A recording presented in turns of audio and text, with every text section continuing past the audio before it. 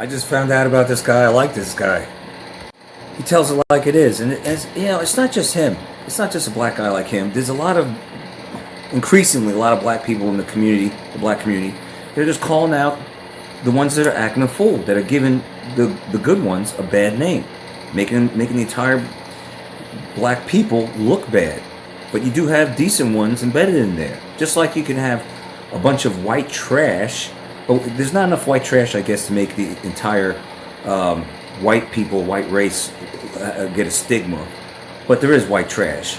And there's a lot of black trash, disproportionately so, in the 13 to 14% of our population. And you got people like this that are sick and tired of it, that know right from wrong, and they're tired of the nizzes, right? Dragging them down with it. In other words, people like him are being lumped with that, and there's people like him are sick and tired of that.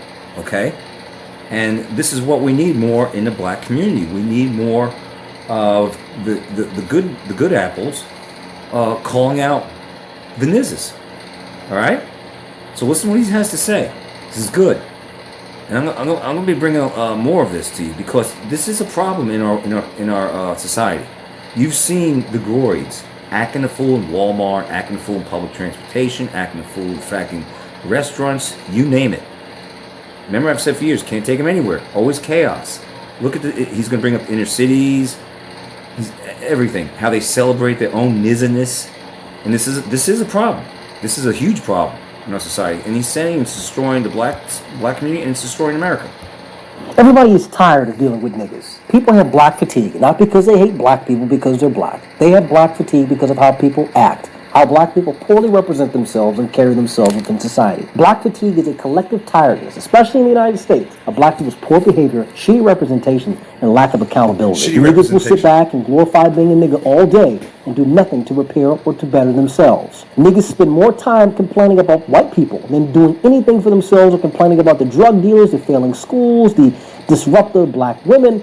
All the problems that we have, we can blame ourselves for. And we'd rather sit back and blame the white man for it. That's why people are tired of dealing with black people, because there's no positive solution. There's no productiveness of black people today in America. We're people that beg, whine, cry, and fucking complain, and people are tired of dealing with this. That's why I've moved from black fatigue to now black exhaustion. People are tired. They're exhausted from dealing with niggas and letting niggas run around the country doing whatever they want. We will burn down half the country for drug dealers, whores, and fucking degenerates, just simply because we want to make ourselves feel good. We're a mediocre people that love to live in comfort. And that's a sad and pathetic fucking existence that we have. All this fighting and all this shit that we've gone through, and now we've amounted to this. Our ancestors are fucking turning in their grave looking at black people today. They're greatly disappointed in what we've done and what we've produced. Nobody today hates black people because black people exist. Nobody has a hatred of black people because black people are black. People have a disdain for black behavior, and guess what? We're judged by the content of our character and not the color of our skin today. Martin Luther King will be so proud that we got exactly what the fuck we wanted and what we deserve today. So how do we stop people from having black fatigue? How do we change this? How do we turn it around? Well, niggas, you're gonna have to do a lot of work. We have three major issues we have in the black community today. The first is crime. Crime is the biggest issue within the black community. It's we, at the end of the day, we have to deal with the crime and instability that affects our community. Black children can't grow up and have a stable life if they're surrounded by filth, crime, and degeneracy each and every day. That's not the white man coming into the community and shooting up the gas station and the bus stop. That's black people doing it, because that's what? We glorify music of violence. We glorify a culture of instability. Music, right. We glorify a culture of having no order and no control for ourselves and around us. Per capita, we commit more crime in this country than any other racial group that exists in the United States. That's facts.com. And the people who get killed the most are black people at the end of the day. Black children. That's huge facts. That's facts.com, truth.edu, what he just said. Everything he's saying is the truth. And it's time for the black community to hear this message. You got to hear this message. I'm hearing this increasingly more from blacks, but even people like Lily Gaddis. She calls it out. She's white. She's Lily Snow White. But she calls it out, and she's absolutely 100% correct. This is a problem. Doctor of Common Sense has called this out. It's quite a few have called this out in the black community, mostly, and it's good. It's refreshing. This is what we need. We need the good apples, the good peeps in the black community to rise up, the fine upstanding ones, so to speak, to finally call this out and tell these nizzes quit acting a damn fool. By the way, for all the white trash out there, quit parking in your, for all the trash out there, quit parking on the damn lawn, damn it. Parking on a lawn. Friggin' retarded. But I digress. Especially, how can a black kid go to school when he lives in a community filled with crime? When we have a community that glorifies this disgusting behavior, no child is safe, and no child is going to grow up with a positive influence. A community cannot operate on a first world standard if it lives in third world conditions. That's right. The second is education. We don't value education in the black community. We glorify fucking being an athlete, a rapper, a whore, but we don't glorify being an academic and an intellectual, someone who studies and reads and does things for the betterment of the community, producing something of value within the community. We're at the bottom academically in this country. It's because we don't value and we don't care about education. We think that speaking properly or doing right or being good in school is acting white, behaving white. We have to get this fucking mindset out of our heads. We have to completely do away with this way of thinking. And it's not really acting. It's not acting white. If a black person talks and you can't pick up that black accent, because you know what I'm talking about, the dialect, and they're talking proper English. That's not really. I mean, you could argue it's white because English is from white people, but it's just speaking properly. Okay, it's not going like a damn idiot. All right, retarded, acting white. We don't care about education.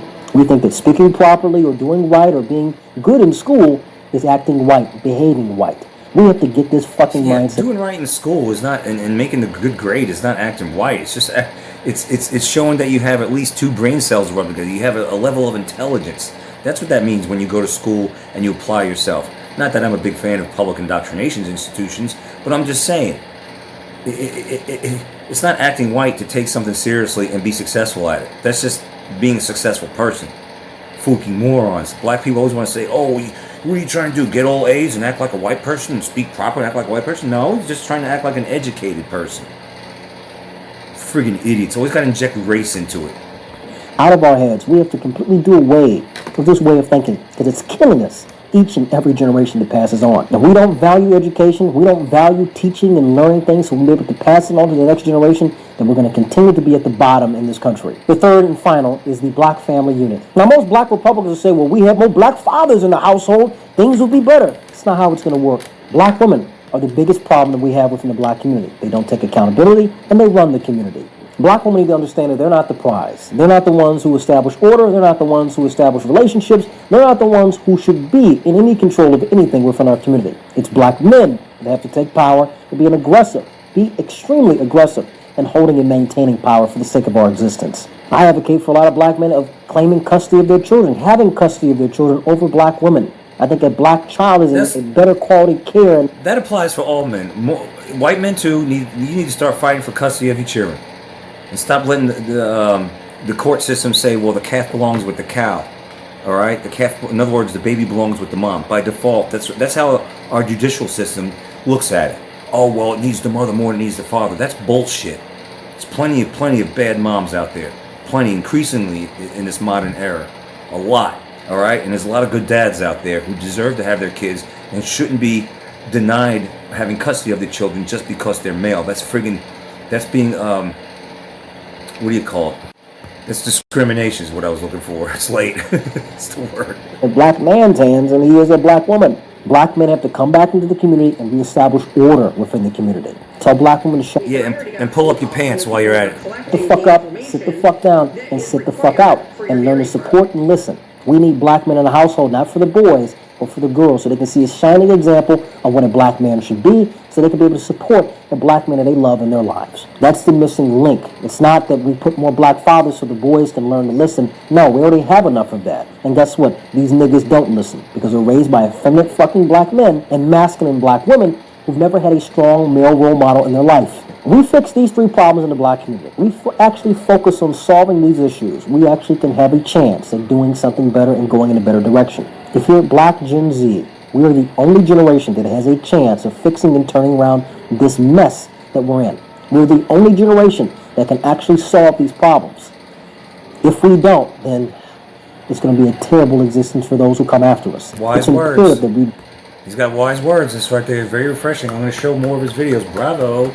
Bravo, Andre Williams. Let's take a look at what else is going on in our society. It's not good. People can't even. You got this problem, the black exhaustion problem, right? 13% causing over 50% of the crime. And then you got people can't even afford to fucking live. And it ain't just the last year or two. This has started back in 2020 and is only accelerating. Have you forgotten Beijing joke burden? The stickers on gas pumps of Beijing joke burden? Joe Biden pointing at the price of the sign saying, I did that. Yeah, this isn't just under Trump. This has been going on since the scamdemic. And that's the plan is by these New World Order POSs, whoever's pulling the strings, like Klaus Schwab says you'll own nothing and you'll be happy. Right? By 2030, it's the Agenda 2030. It's the Great Reset is what's here. And they want us to own nothing. And how are you going to own nothing? Well, you're getting priced out of fucking existence. Here's a sample of that. Take a look at this one. This is what she has to say. The cost of living crisis that is currently taking place here in the United States, and not from what you see on mainstream media, but from personal testimonies, people that are sharing online their real world struggles of what's going on in their everyday life. So we're in Walmart shopping, and it is unbelievable. It is. How expensive food is. Especially, I don't know how people... Especially the meat department at Walmart. You would think Walmart would be like lower priced than most people would compete with Aldi. No, they're jacked up high. Probably equal or worse than Publix. Are surviving because food is just so expensive. You know, and we don't make more money, but everything goes up. And I don't understand how people are surviving, because I'm barely, and between my wife and I, we make okay money, I guess. But I guess it's not okay nowadays because literally everything is so expensive. We're getting like 4 bags full of shit for $200-300. It's disgusting, and I'm over it. I would love to know how everybody's affording to live. I sent my fiance, so still fiancés because weddings are ridiculous, but I sent him out to the store. I asked for garbage bags, I asked for 2 rolls of paper towels, and I asked for 2 vitamin waters. I said, go into my wallet, there's $30, take it, so we don't use the credit card because that's probably at the max. And he gets back, and I'm like, where's the change? He's like, what change? It was $34. I said, $34? What the f*** did you even get? If everyone's saying, oh, well, just use reusable paper towels. Listen, babe, we're not doing that. We tried that method. It doesn't work for this family. The juices spill in and everything else. The main point is that it shouldn't cost $34 for 4 things, okay? I want to know, how are we affording to live? Because I'm 2 seconds away from a mental breakdown. It's tough out here for everyone. I'm a controls engineer. I have a good job. I've been doing this for a minute. You can Google a controls engineer salary. I should be able to live very comfortably as a single man with 3 kids. I should have no financial struggles. I should be able to afford a home. I should be able to afford a brand new car. And all of this while taking trips and having vacations. And I live in a trailer. I drive a fairly new car, yes. But I have to budget. Like, I'm living paycheck to paycheck. I cannot get ahead. I do not buy expensive clothes. I do not take expensive trips. I do not put stuff on credit card. I'm not there yet. But for what I make, I should live very comfortably, and I don't presently. I thought at one time if I made as much as I make now, I would be rich and have no problems. And that's probably true 8 years ago. But over the past 5 years, I have seen my standard of living. Again, 5 years. Oh, okay. It's really 6 years, 2020, but it accelerated around. The scamdemic started beginning of 2020. But the acceleration of cost of living, it was starting in 2020, but it was getting worse as time went on. So he's right about 5 years. he's right about that, but he doesn't. These people don't understand. Well, it was 5 years ago. It started getting worse. Everything started getting more expensive. Well, why is that? They don't know that this is part of the plan. That by 2030, everyone's supposed to be broke. They'll probably try to wipe out our your money in the bank and blame it on like Russia or Iran or something like that, and you have no more money, no more savings, something like that. I feel like it's coming because that's I see headlines and stuff like that in different articles. But this is the plan, the Great Reset. All you got to know is Klaus Schwab, or one of my subscribers called Clown Slob, because he's a slob and a clown, but clowns are evil. Klaus Schwab, former, what the hell was his title? But he was with the World Economic Forum, right? Their spokesperson. He's like way up there in the World Economic Forum. That Nazi, that piece of crap. He said, you will own nothing, and you will be happy by 2030. In other words, you'll be. They want us to rent our clothes, rent your apartment, your little friggin' stack them and pack them little studio room. Is basically what it will be. Renting your clothes, rent your shoes, rent your car if you're allowed to have a car. Rent, meaning you won't own anything. That's if you're still around by 2030. They have a lot of plans for us. Georgia Guidestone style, Deagle.com, depopulation projection style. However you want to phrase it, this is true. These people don't realize. Yeah, he realized that 5 years ago during the scamdemic is when this started getting bad. But what he fails to realize, and a lot of people fail to realize, this is part of the plan. The scamdemic shutting down the ports. Remember that? Shutting down cargo ports, throttling the cargo ships. I went over that. It was all done on purpose. Empty shelves. Get us used to empty shelves, rationing and shit like that. Essential, non-essential. It's communism. It was a dry run for the New World Order. That's what 2020 was all about. There was no virus. Just like this Nipah virus I keep hearing. I covered that months ago. But now the Nipah, sounds like nipple. It's so damn stupid. Nipah.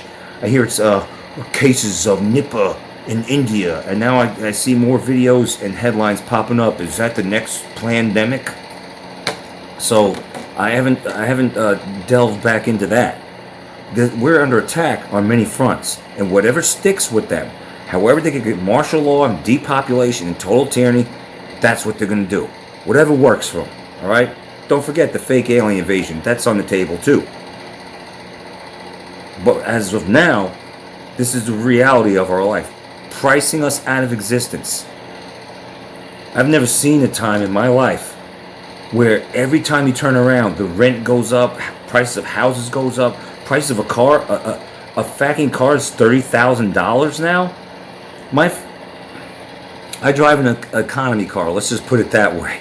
It's a nice car, a nice little car. But back in 2011, it cost like $16,000, something like that. Now cars like that run $30,000, double the price. That's not normal. I don't think that's normal at all. The price of everything has gone up. Just every damn thing. Everything. And it keeps going up. It's not like it stops. It keeps going up. That's the whole point. They price us out of fucking existence. There are more people now giving up their homes because they can't afford it anymore. And they're living out of cars, living out of a van, living out of campers. You ever notice that tiny houses, you'll see it on YouTube a lot, tiny homes, and they're fascinating. They are fascinating. It's like it's a movement, downsizing and being a minimalist.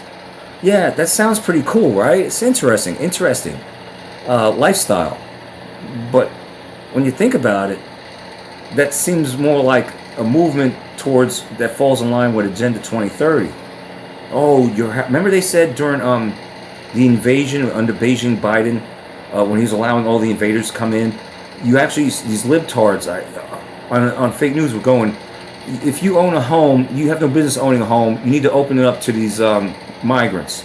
Translation: you shouldn't have a house, however big your house is, just for you. You need to have other people in it, which means really, you shouldn't have a big home, is what their message was. But if you do, you should have, let the invaders in. They tried that stunt. Ultimately, they want us in little homes. Ultimately, they want us in these little stack and pack home apartments. But that tiny home movement, that's an interesting movement, living out of your van, living in a car, is all part of the agenda. It's all part of the agenda. Whether it looks innocent or not, tiny homes is part of the agenda. They want us to live in these little teensy weensy little things, little cutesy, maybe in a little piece of land you can rent it. Yeah, that's the agenda. Let's take a look. Substantially drop. By the way, it looks like a nice trail. I am living a lower middle class lifestyle. And I make good money. I don't drink my coffee out. I make it at home. Every day. I carry my lunch. I take my kids to fast food maybe once a week, 30, 40 bucks. Damn, that's a lot of money, man. I have a Planet Fitness membership. I've seen this video before. I shop at discount clothes. I thrift for almost everything. No shame in that game. So telling people to just stop buying coffee and they could afford a home or just to wait a little bit till they can afford kids is just gaslighting people. We're being robbed by our government, through the hands of corporations, by our government's control. And hearing people and reading comments that people are just don't get it. They really don't. They don't. They're like, why don't you work more? Why don't you get a second job? Why don't you get a third job? That's not normal. Just even someone saying that, it's not normal. Picture the 1950s, Leave It to Beaver, you know. Dad comes home with all those shows. Make Room for Daddy, Honeymooners, Brady Bunch, you name it. Please Don't Eat the Daisies, you name it. Back then, picture it. Even Al Bundy, even in the 80s, as much as they struggled, Al Bundy working at a shoe store, they somehow managed to make it on one salary. Even in that show. The Jeffersons, all those shows back then, one salary, right? Even with Al Bundy struggling, because he didn't make a lot of money, barely squeaked by, but somehow he eked out an existence for his family, right? Even back then, working in a shoe store, so the story goes, he still didn't have to take on a second job. Every now and then he had to because he screwed up for one reason or another, but not really. He had one job. That was it. Even as bad as it was for Bundy struggling, right? But before that, make all those shows. Always Dad coming home with a briefcase, working in a factory. You know, one income. One income was all it took. Even if he had hard times, I mean, they still managed to squeak by one income. Sometimes the wife had to go to work, like my my grandfather. I mean, he worked. No, I don't want to bring that up. That's too much involved. Anyway, but now people are just so like, whoa, you can't make it on one salary, and you don't go out to eat, and you don't do this and you don't do that, and you live in a trailer and you make a lot of money. Well, maybe get another job, maybe get two jobs, maybe three jobs. Listen to yourselves. Is that what life is about? You're a slave then. You're freaking admitting. Why don't you become more of a slave to the system? Why don't you become more of the system's bitch? Why don't you kill yourself even faster by working 2-3 jobs? That's all you do is work, just to barely keep your head above water. That's not living. That's barely existing. There's a difference between existing and living. And people aren't living like they're existing. Barely. And they just can't do it anymore. And this has got to stop. We got to stop this bullshit Great Reset and all these jacked up prices. We got to stop. And we got to just talk about this more and more. We got to get it into the public sphere, so to speak, more and more. Conversation of what's going on. We're getting got. We're getting robbed is what we're getting. Again, you'll own nothing. By 2030 and you'll be happy. That's the goal. They can make up whatever excuse they want. They can say, oh, well, there's just too many people in the world and, you know, due to climate change, there's less plants, there's less animals, and less fish in the ocean, and blah, blah, blah. Therefore, we have to make you eat insects and 3D lab meat, and we have to jack up prices on natural food and blah, blah. They're causing the problem. They're causing the problem. They want us to react, then they're going to offer us this shitty-ass bullshit solution. Our world's been hijacked. Wake the fuck up. Our country's been infiltrated and hijacked by a lot of demons, but overall the world is... I feel bad for my kids. I feel bad for people starting out today. Gen X didn't have it very easy. The millennials didn't have it very easy, and I don't know what Gen Z is going to do. We're in a bad situation in this country financially. We're $38 trillion in debt, and they're about to turn the printers on again.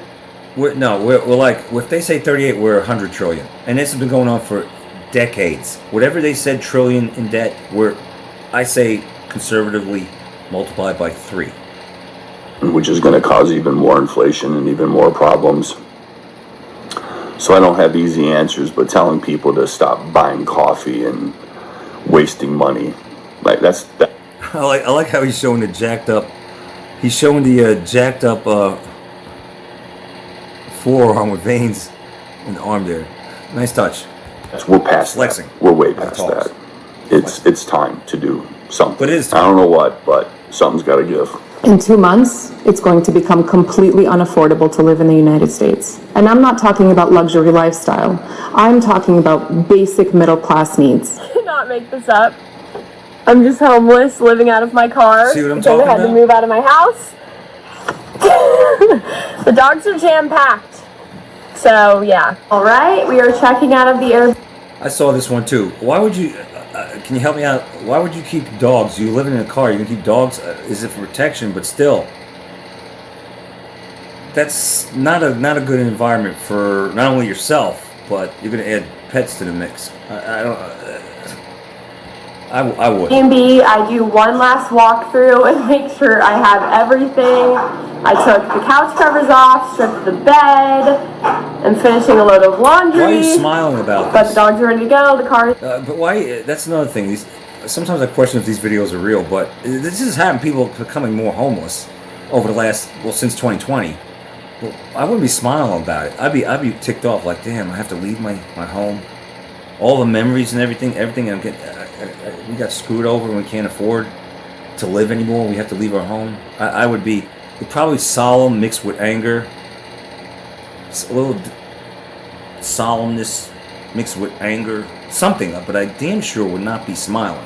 But maybe people handle grief in different ways or pissed offness in different ways. Packed, and I always get so paranoid that I'm gonna leave something behind.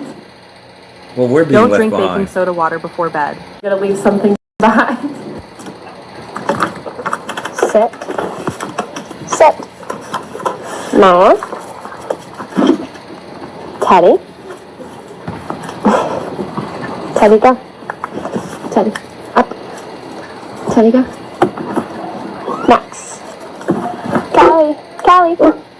So we're in the process of moving right now, and the car is just jam-packed. So With dogs. yeah, the dogs just have to deal with it. Dogs are in the car. One last final walkthrough, and then on to the next That's not a place. good place for dogs. Me and my husband, we live paycheck to paycheck. And when I say paycheck to paycheck, I literally mean it. We have one child. We live in a 1-bedroom with a den for our son. It's perfect for the 3 of us, but we live paycheck to paycheck. Literally half of my husband's paycheck is going towards rent, and the other half are car bills, food, gas, everything else, stuff for our child. And we can barely make it by. We just, by the skin of our nose, make it by every single month. I don't even know how sometimes, but how are people able to buy houses in this day and age and have multiple kids and go on vacation? Like, I'm asking for a friend, like, how were you able to do it? Please comment down below, because Here's another question I have. I talk to people at the gym. I get to know about them and where they work and stuff. And it seems like not many people are griping about this, or hardly any. I know one person that I've known for years. He said he's finally like cut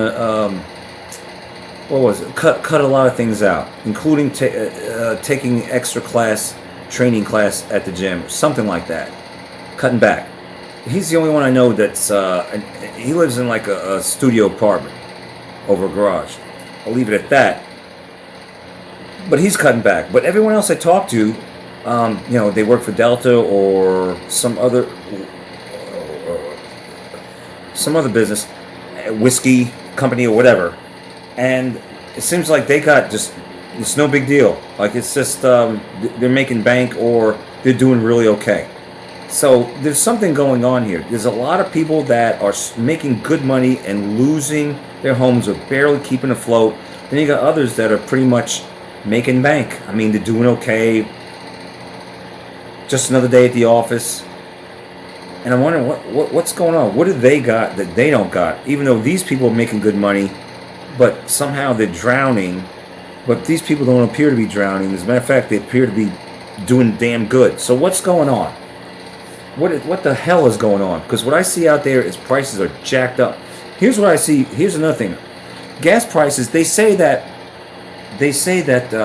Well, you know, the cost of everything goes up based on a lot of it's based on the price of gas, transportation. It costs more in gas. If gas costs more, it costs more to transport. Therefore, the prices have to go up and passed on to the customer.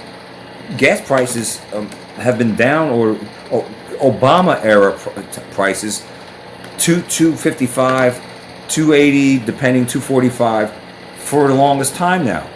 Now I know there are tariffs, but I don't even see where I don't know how tariffs kicked in affects all this, because they were saying like prices are supposed to jump like way higher than what they are now from the tariffs, and that's not what I'm seeing.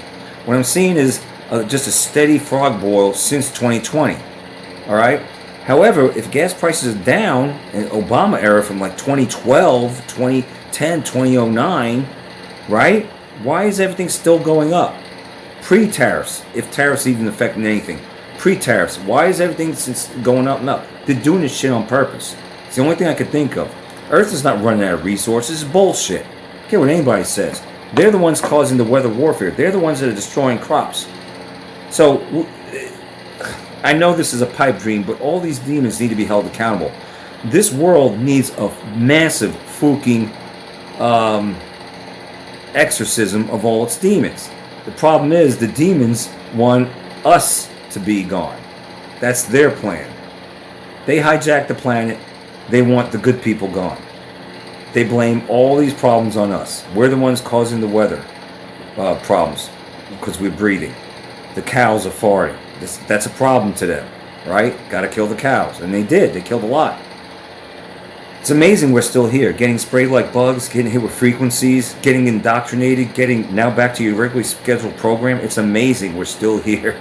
It is. It truly is GMO'd, big farmered. It's amazing. I really need to know. I feel like we're missing something, or I don't know. Like it's hard out here. It's rough. And I've seen a few people post about this, but like it's not talked about enough.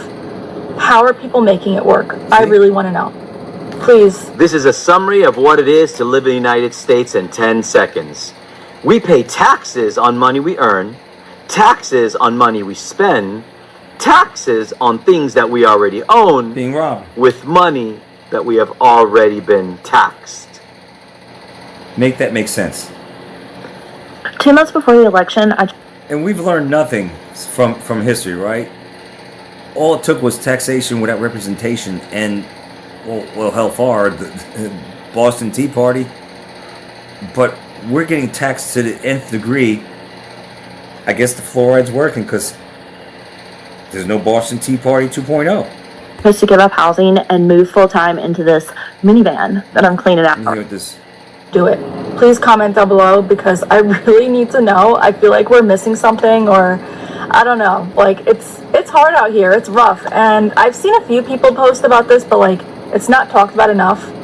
How are people making it work? I really want to know. Please. This is a summary of what it is to live in the United States in 10 seconds.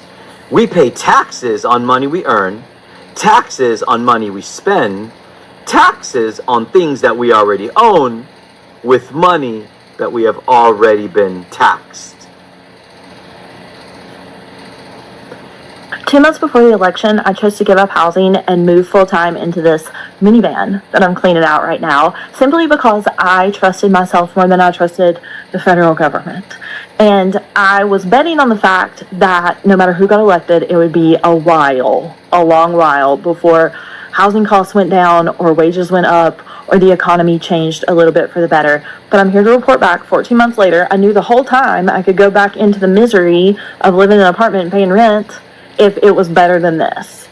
But it's not, for me at least. And it takes a certain kind of person, scrappy, remote job, adventurous, no kids, overly confident, probably, to do something like this and make it a financially strategic move, but it was. And I just want to say that if I was paying $2,300 a month in that beige box Colorado apartment on year 3 of the lease that had started out at $1,750, watching this particular news cycle, I would be in the psych ward. So it all worked out.